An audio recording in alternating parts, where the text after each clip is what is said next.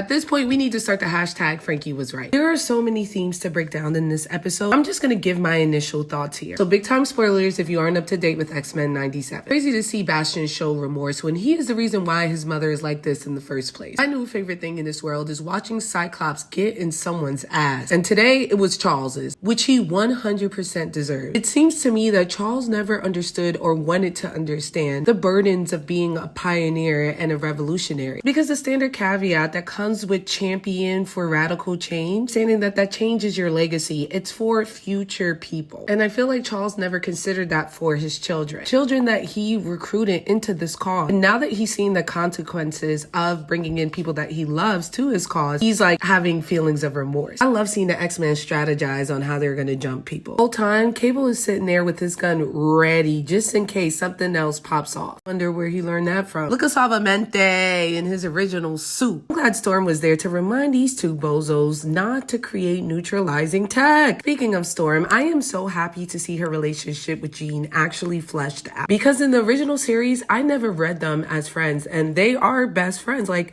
they've been together for a very long time. Listen, nothing makes me happier than seeing the X-Men read Charles. He deserves all of the shame that he's been getting. Magneto is like Beyonce in the sense that he is incapable of not doing the most every time he shows up. I knew Rogue was on her way out the second I saw her in her original villain costume. Roberto's decision, though, really irritated me. The boy is just so indecisive, it's giving me whiplash. Like when he was fighting on the ship, he hits Jubilee and he's like, oh, I'm so sorry. Didn't I say I was sorry? Bro, shut up and stand on business. This entire back to basics storyline was so good. From Cyclops reversing Bryan Singer's whole "what did you expect" yellow spandex line to Storm being extra cunty on the way to kick some ass. Side note, didn't I say that Storm was gonna come and be the emotional and physical support of the team and that she deserves a break? I love this scene where she says that Jean inspires her, and once again it reiterates the point that they are longtime friends. But at the same time, this entire episode, Storm was there to physically help people with her powers, but also emotionally be there to check people and to give a boost in morale, which is a lot for one woman to do. I feel like we never got a chance to check in on Morth and see what the psychological effects of him returning to Sinister's house, having him back in his mind, and now him having to wear Sinister's face so that he could get this plan on. Officially off faint watch when it comes to Jean. She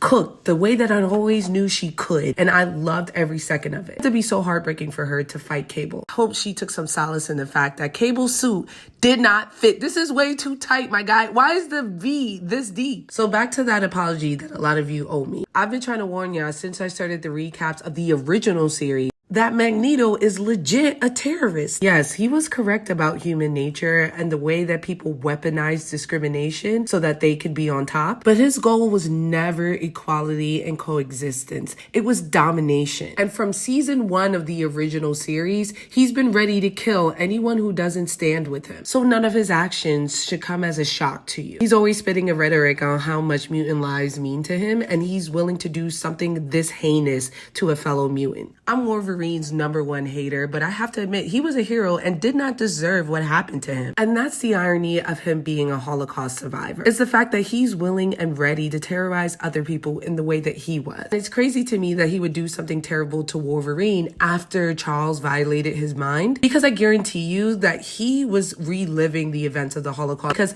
Charles is terrible. I would also like to point out how beautifully they translated this panel to the television show. It's going to be really interesting to see Cyclops' response to all of this, because not only did he interfere when the professor was getting on Magneto, but he assigned Wolverine to the team that was going to fight the Metal Bender. It was a tough decision though. I'm not quite sure who he could have replaced on the other team. Maybe Morph, but I'm sure they had that Sinister as plan B, so you couldn't do that if Wolverine was there instead. I'd like to end this review by saying fuck President Kelly. Looks like we're going into an X-Men versus Avengers type story, and if it does, I cannot wait to slander Captain America more, because a lot of y'all have really short memories and I love reminding you. I've not seen writing in a show this consistent in a very long time. 4 out of 5 Frankie Flame. The only reason why it doesn't get a 5 is because I have to scale it in comparison to the other episode, and the Genosha episode was a 5. Actually, no, it deserves a 5. I'm sorry, I'm bugging, and I'm gonna keep that last take in there so you know I'm about it.